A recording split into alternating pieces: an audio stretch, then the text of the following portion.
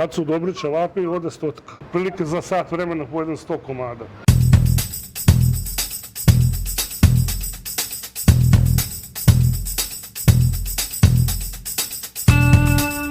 Danas idemo u Inđiju, jer tamo živi čovek koji kaže da jede više od mene. Rekao je da dođemo gladni. Ja ništa nisam jela od jutros, pa da vidimo.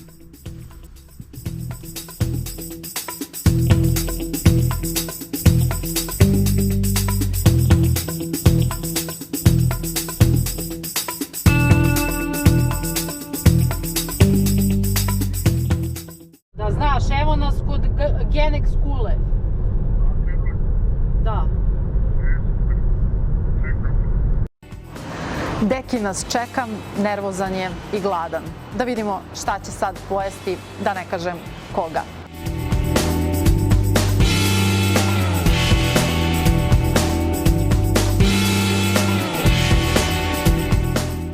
Ja sam ovde zbog jednog čoveka koji živi da bi jeo. Deki je poznat kao gastromaratonac i vrhunski gurman. On za jedan obrok može da pojede 100 ćevapa i da posle dezertira 100 kugli sladoleda. Ti se odlučio da ti danas bude detoks dan, baš kad ja dolazim. Slučajno da sa peđerom, naranđom, sa vitaminima, a posle ćemo degustirati moskavske ceremonije, ribu. Okej, super. Reci ti meni kako obično započinješ dan kada ustaneš ujutro? Znači, čim ustanem, odmah idem u frižider. Ali u frižideru stoji matična mleča. Dobro. To odmah, svaki dan, godinama, to mi je tajna mog zdravlja. To je nešto najzdravije što možete da sebi da pružite. Znači, liznam matičnu mleć, mora da se istopi i tako počinje dan. Mora proći 15 minuta do jela, minimum, do pola sata. 15 minuta provodim u kupatilu i onda jurišam na doručak. Znači, ja odmah jedem, čim otvorim oči, samo znači počinjemo sa matičnom mleć, ona mora na prazan stomak. Šta je obično tvoj doručak? Jedan doručak šampiona. Kako se to sprema? Doručak mi nije toliko bitan. Bitno je malo energije da ubacim da ne budem gladan u toku dana. U zadnje vreme to su nudle, oko 120-150 grama nudli. To mi je jako brzo. To je već poluproizvod, vruća voda. Ja dodam još 2-3 decilitra paradajz soka i domaće maslinovo ulje. Znači, to mi je brz doručak i imam energije za dan. I odmah razmišljam o ručku. Dobar dan, Deki. Dobar dan. Šta ćemo danas? Počeli smo sa detoksom, čistimo danas organizam. Sređeno je to što smo popili smo, krećemo sada nešto mediteransko. Pastrnka na mediteranski način može. File rimljene pastrnke može. Hrskave lignje. Lignje na žaru. U redu. Hoćemo neki hleb, neku salatu? Grilovan losos može. I salatica neka, po vašem. Dobro. Hoćemo vitaminsku, tu vam ide kupus i šagarepa i kukuruzni čeras. Može. U redu. Hleb, jel treba? Ne, na dijeti sam. Ne, u redu. To je to za sad. Pa ćemo kasnije nešto za dezert? Naravno. Znači, glavni obrok u toku dana ti je ručak? Da. Dobro. Da. I onda kad ručak bude obično? Pa, za 3 do 4 sata. Ako stignem, imam uvek ja među obrok, ako stignem. Aha. A među obrok uvijek mi je semenke. Semenke nosim sa sobom ili u torbici ili u autu. Uvijek su spremne semenke. One bundevine semenke? Bundeve, suncokret, badem svakodnevno, orašasti plodovi, indijski oraš, naš domaći. Badem svakodnevno, 20-30 komada. To mi je među obrok da zavaram malo glad. Znači, ako sam negde u Beogradu, a nisam pronašao gdje ću da jedem, ja pojedem semenke i tu sam se rešio par sati, 2 sata do ručka, tu sam rešio problem. Ne idem u pekaru, Dobro, to je poučno. ne idem na kioske, to me ne zadovoljava. Znači čak ni kad ti nije detoks dan, ti ne ideš u kiosk. Kad sam gladan, pekara me ne može. Stvarno, svaka čast. Znači, neki kiosk, ne. Samo dobra klopica. Pomenuo si da ti zaista biraš mesta na kojima jedeš, da ne svraćaš bilo gde ima eto mnogo hrane ili su velike porcije. Kakva je situacija sa švedskim stolovima?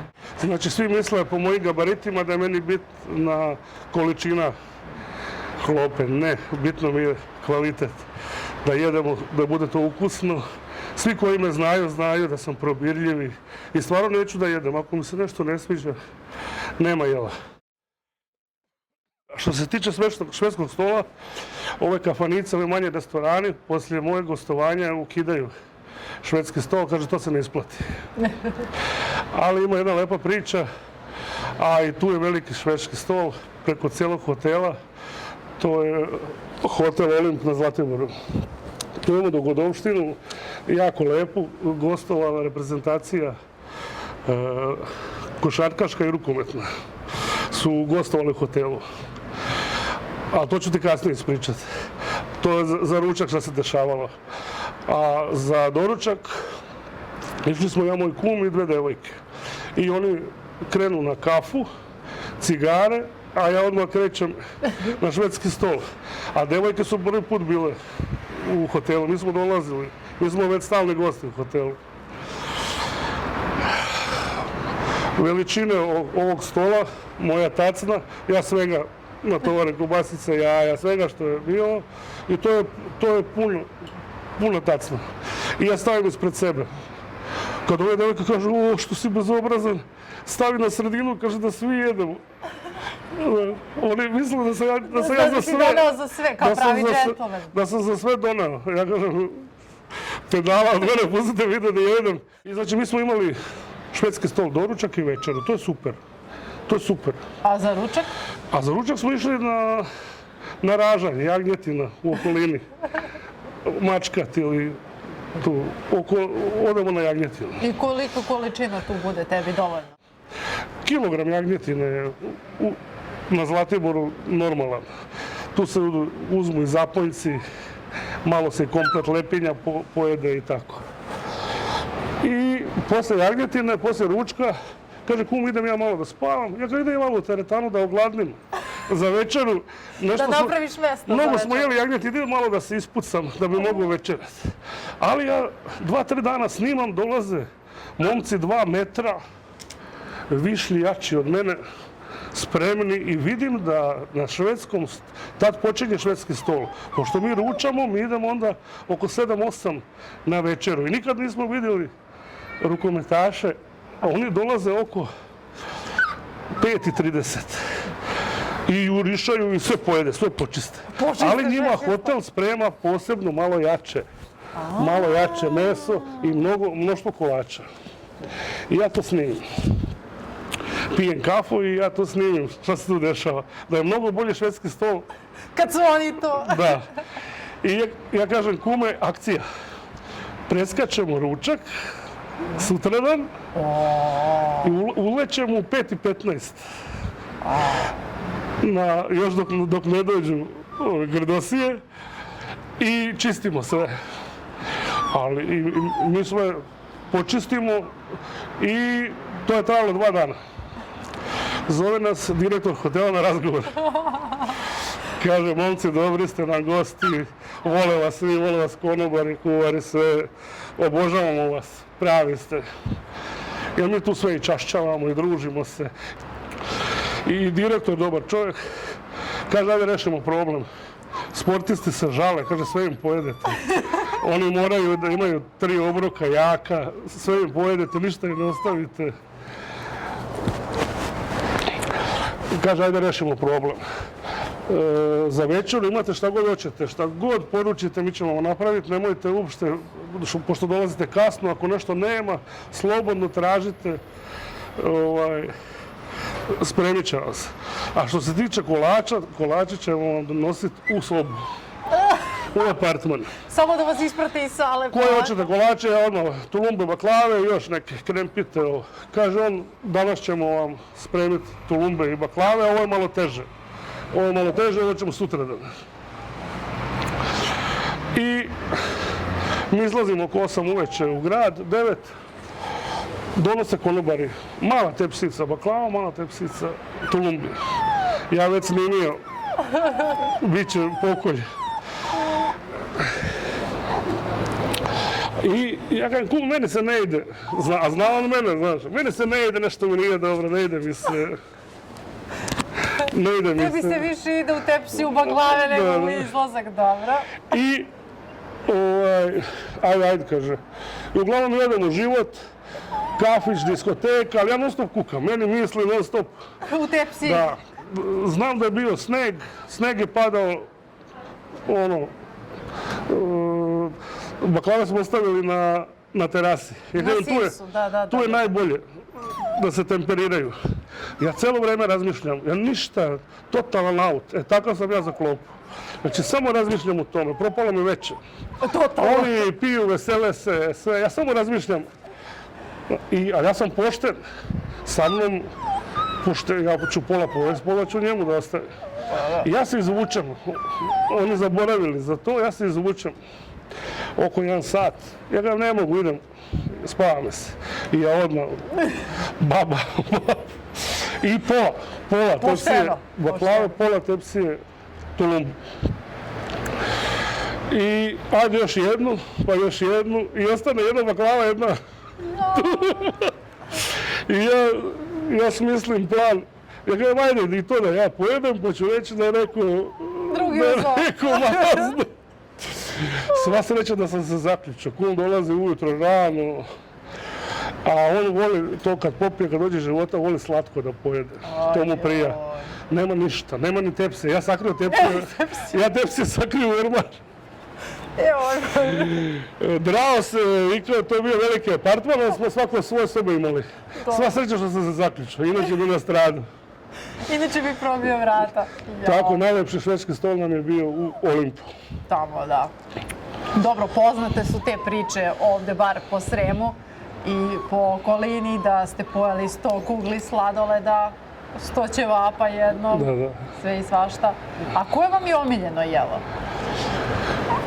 Omiljeno jelo mi je svako jelo koje možeš da ne mora mnogo da žvačem.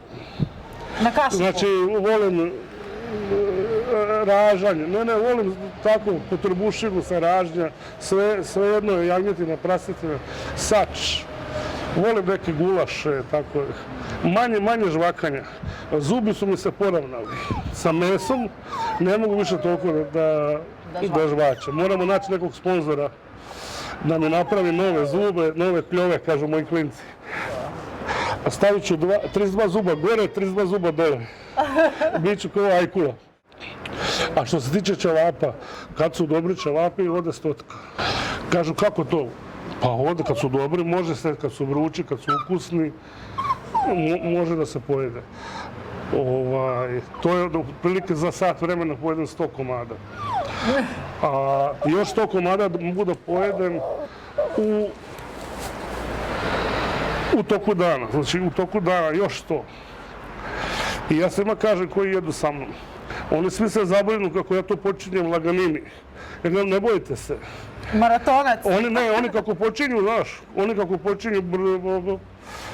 znaš, misle sad šta je da nisi nešto bolestan.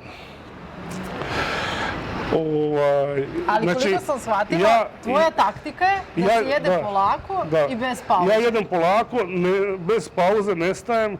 Ali polako. Da, i sve pojedem. Sve pojedem što vidiš, sve se pojedem. Ja verujem u tvoj izbor hrane i zato me zanima kako ti primetiš gde je hrana dobra. Znam za one stare cake kad vidiš da negde svraćaju taksisti, tu je dobar restoran, tu je dobra kafana, za roštilj ovako, onako, ne sme da bude mnogo začinjen jer ako je mnogo začinjen možda maskiraju to što je staro meso i šta ti ja znam. Šta su tvoji onako? Kad sam bio mali, mene je tata učio tamo gdje su parkirani kamioni, ili je dobra klopa ili je dobra konobarica. Ali više to nije tako. Za dobar roštilj mora da bude na čumuru. Dobar roštilj mora da bude na čumuru. Ovo je chips flips.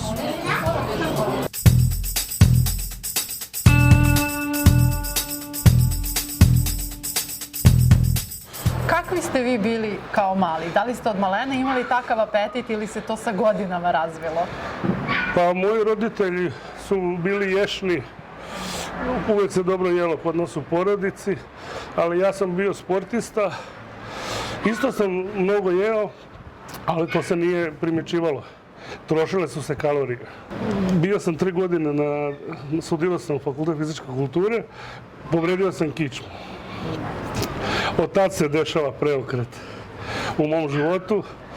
Jedem isto tako kao što sam i jeo kao sportista, nisam ništa toliko birao, a jeo sam mnogo. I tu se kilaža povećavala po 5 kilograma, 10 godišnje. Ali ja kažem, lako ćemo. I nikad nije išlo nazad, uvijek samo prema gore. Ali, na primjer, kad sam se bavio sportom, nisam jeo slaninu, nisam jeo do 20. 22. godine, nisam pojeo čvarak, nikad. Kožicu sam skidao sa piletine, znači pazio sam. Ja kad sam došao u Inđiju, kad sam probao slaninu, rekam, ali to dobro. I od onda je jedem, tako reći, svakodnevno. Smijem da pitam koliko sad imate kilograma? Sad, ovih dana, 180 okruglo. Okrugla cifra? Da. Jel lako nalazite garderobu? Garderobu teško nalazim. Ove gornje delove majice, Adidas, Nike, obilazim radnje non stop, ali teško jako.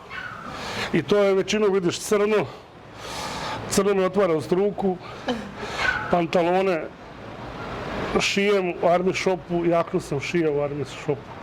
Kad dođem u radnju, oni kažu, bili su i deblji od tebe, ali ja sam plus i krupan, i u vrat, i ramena, grudi, ima me, teško garderobu nalazim. Što god obučem, ne mogu da biram. Što god obučem, to kupujem. Dobro je, da. Patike isto. Patike ne smije da imaju vazdušni džon. Već tamo na 140-150 kila je pucao vazdušni džon. Znači, patika mora biti... Znači ne može Air Max? Ne mogu ni patike. Znači, imam želju kad bi mogao da smršavam i kad bi mogao da se lepše obučem, da biram. Mnogo puta odem u prodavnicu, izlazim i onda radi reda kupim jedino čarape. Ni patike, znači ne mogu da... Muke. A kakvi ste zdravstveno? Jel ste proveravali? Pa evo, korona mi ne može ništa. Dobro. To je ovo najnovije. Utvrđeno? Nije me ni dirnula, nije me ni pecnula. Znači, i drugari kažu, šta ti pojedeš sve i ti imaš imunitet kao slon, ne može ti ništa. Jedno 5 godina pijem tablete za pritisak. Ostalo je sve super. Mislim super. Bole me zbog težine kosti stopala, imam i malo i sa kolenima problema, ali gledat ćemo da smanjimo kilažu. Ovo sve je lepo, sve je ovo super, ali znam da nije dobro. Dobro, baš izgleda. Ja kad izvadim krv, doktori gledaju rezultate, kažu morat ćemo ponovo, neka je greška se desila. Nijedan doktor koji me ne poznaje ne veruje da su tako dobri rezultati, da nema masnoće, da nema holesterola. Svaka čast, da. A šećer? Pa za sad je sve u redu, u normalama. Za sad je sve u redu. A upozoravaju me da bi to trebao da pripazim. Sad će biti jedan detoks dan. Vidjet ćemo. A recite mi, kakvog ste raspoloženja kad ste gladni? Kao u reklami, niste sav svoj? Da. Ja malo i jedem kad sam gladan. Ja jedem, naprimjer, ja sam sad ručao u kući, sastajem se sa vama, nisam gladan, vi kao ćemo nešto jesti, kažem neću, aj nešto da jedemo. Pa ajde, znači ja jedem, malo kad jedem da sam gladan, ali znači kad sam gladan moram da jedem. Moram nešto, ali bežim od pekare, rekao sam. Svaka čast, pekara je... To ništa ne računam, to mi nije uopšte, to nije obrok. Ja verujem da se ugostitelji obraduju kad vas vide, da ulazite u njihov lokal, da će tu biti veliki račun, mada možda vas i časte često, ali kako je sa rođacima i sa prijateljima koji vas zovu na rođendane, na slave, pa kad se okrene onaj čanak sa sarmom, vi vadite kašiku? Gazda, evo, od Novog Sada do Beograda, uglavnom sa svim gazdama dobar, sve sam restorane obišao, u svima sam jeo i sve se komentarisao, bez obzira što sam dobar sa vama, ja kažem ovo ti ne valja, trebalo bi ovako. Ja mislim da je moja reč znači nešto. Kriza je svagde, gazde časte koliko mogu, sve, mislim,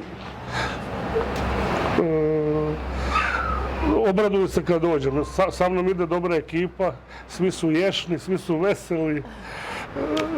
Niko problematičan, svi raspoloženi. Što se tiče slavlja, sad imam novu taktiku, pojedem sendvič u autu pre dolaska na slavlje. I zezali su moji drugari, kaže, Dekija, samo jednom zovemo na rođendan i na slavu i tako. Ali kažem, zezamo se. Ja na takim mestima pravim se fin. Pravim se koliko mogu da budem fin. Naprimjer, na tim većim veseljima volim da odmah ja konobara okitim i odmah se s prijateljima i, na primjer, prvo pitanje, ili ima voćna torta?